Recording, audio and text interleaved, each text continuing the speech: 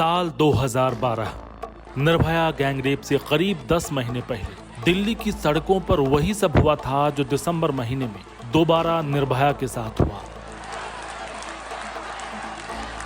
पहले किडनैपिंग, फिर गैंगरेप, फिर बर्बरता और फिर हत्या। छावला की रहने वाली 19 साल की युवती गंगा को मौत भी आसान नहीं मिली।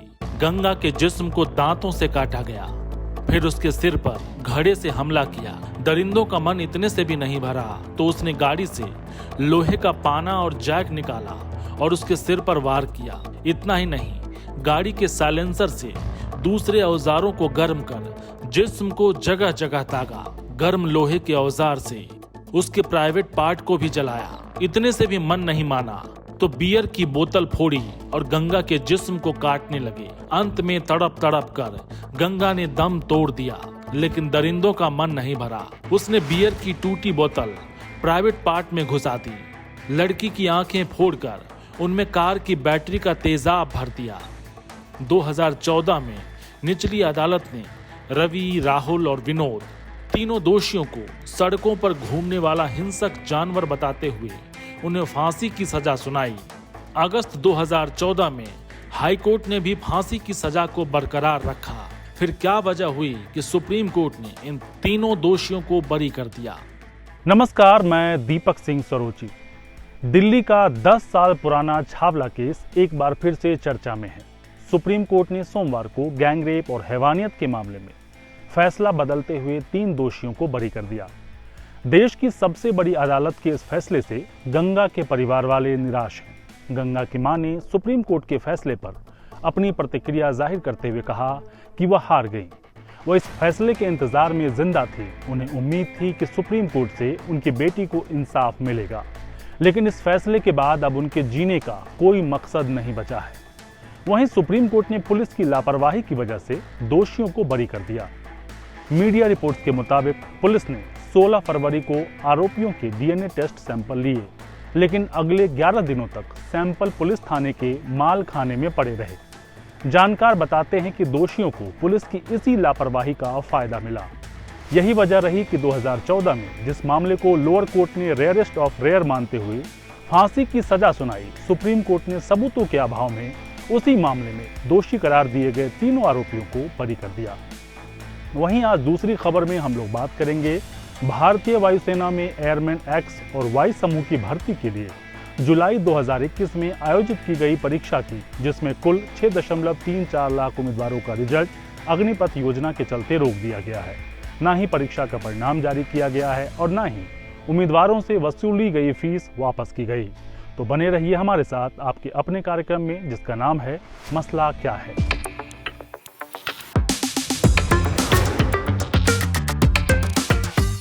एक तरफ 7 अप्रैल को सुप्रीम कोर्ट में सुनवाई के दौरान जजों का दिया हुआ बयान है, जिसमें वो कहते हैं कि भावनाओं को देखकर सजा नहीं दी जा सकती।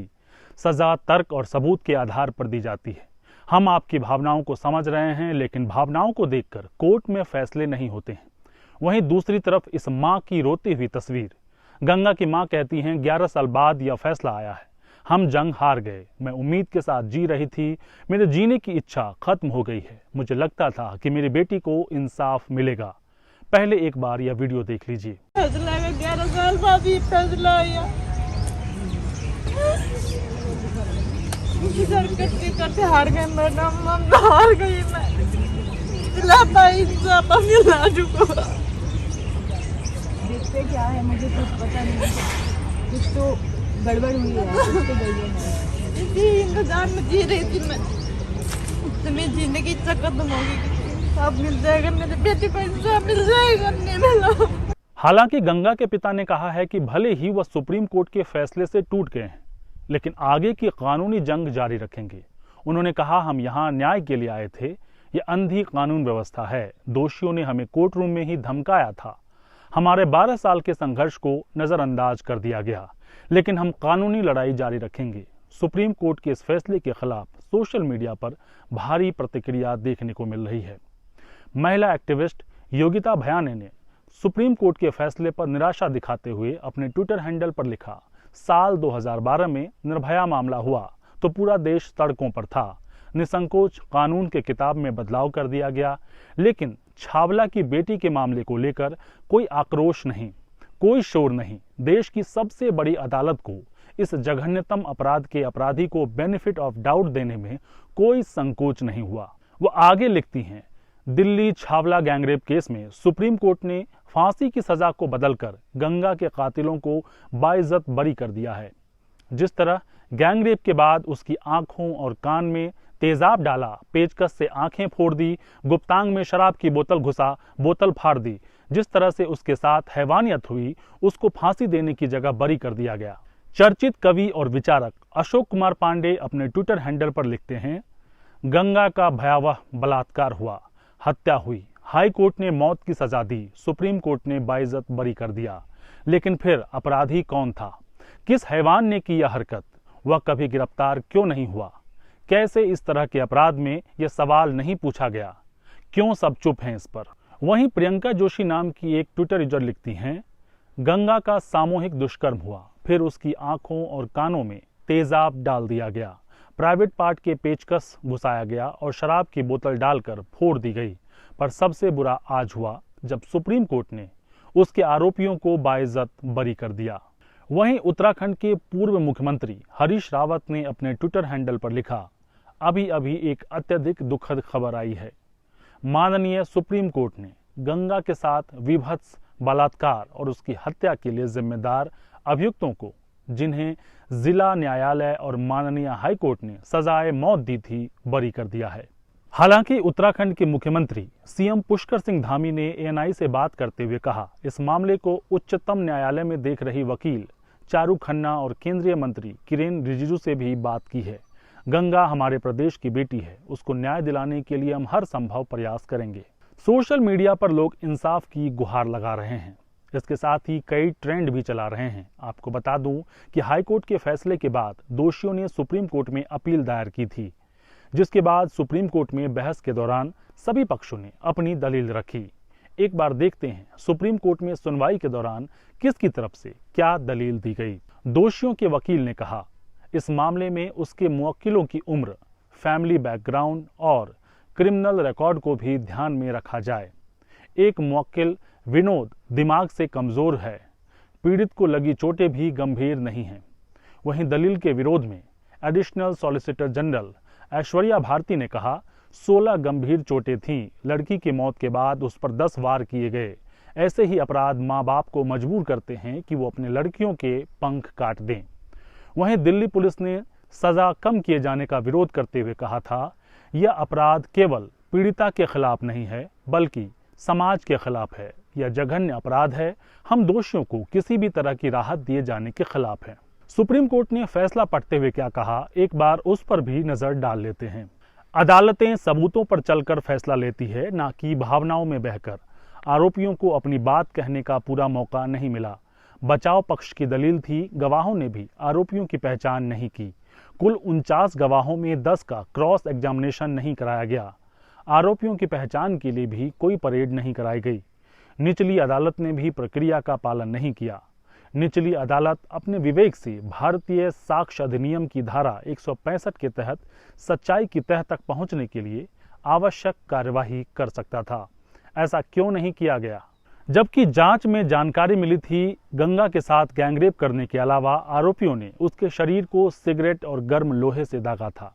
लड़की के चेहरे और आंखों पर तेजाब डाला गया था। उसे कार में मौजूद औजारों से बुरी तरह पीटा गया था।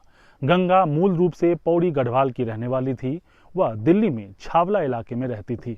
उस रोज 19 साल की गंगा गुड़गांव से काम खत्म कर वापस लौट रही थी। बस से नीचे उतरने के बाद वह अपने घर की तरफ पैदल जाने लगी। तभी पीछे से एक लाल रंग की कार आई और उसमें सवार 3 युवकों ने जबरन गंगा को कार में खींच लिया। बदमाशों ने गंगा को हरियाणा ले जाने की योजना बनाई। तब तक कार में घंटों गंगा के साथ ज्यादती होती रही। हरियाणा पहुंचकर तीनों बदमाशों ने एक ठेके से शराब खरीदी और फिर कार को सुनसान जगह ले गए। बदमाशों ने शराब पीते हुए गंगा के साथ दरिंदगी की। इस दौरान उसके शरीर को दागा गया और काटा गया। इसके बाद आरोपियों ने बियर की बोतल फोड़ी और लड़की के पूरी जिस्म को काटते रहे। युवती प्रताड़ना नहीं झेल पाई और दम तोड़ दिया। जिसके बाद बदमाशों ने प्राइवेट पार्ट में टूटी बोतल घुसा दी। इतना ही नहीं, दरिंदों ने लड़की की आंखें फोड़कर उनमें कार की बैटरी का तेजाब भर दिया था। महिला एक्टिविस्ट योगिता भयाना ने फैसला पढ़े जाने के बाद मीडिया से बात करते हुए कहा कि हमें अपने कानों पर यकीन नहीं हो रहा। हमें उम्मीद थी कि कोर्ट मौत की सजा को बरकरार रखेगी। हम इस फैसले के खिलाफ अपील करेंगे। इससे पहले अगस्त महीने में बिल्किस बानो से गैंगरेप और उनके परिवार के 7 सदस्यों की हत्या में सजा काट रहे सभी 11 अभियुक्त रिहा कर दिया गया था।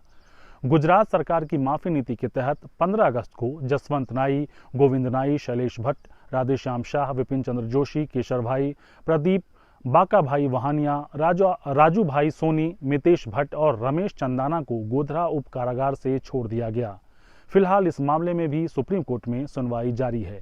अक्टूबर महीने में जस्टिस अजय रस्तोगी और जस्टिस सीटी रवि की बेंच ने सुनवाई के दौरान कहा, गुजरात सरकार की दलीलें तो बहुत भारी भरकम हैं, लेकिन इनमें फैक्ट्स की कमी है। अब इस मामले में भी सुप्रीम कोर्ट के फैसले का लोगों को बेसब्री से इंतजार है।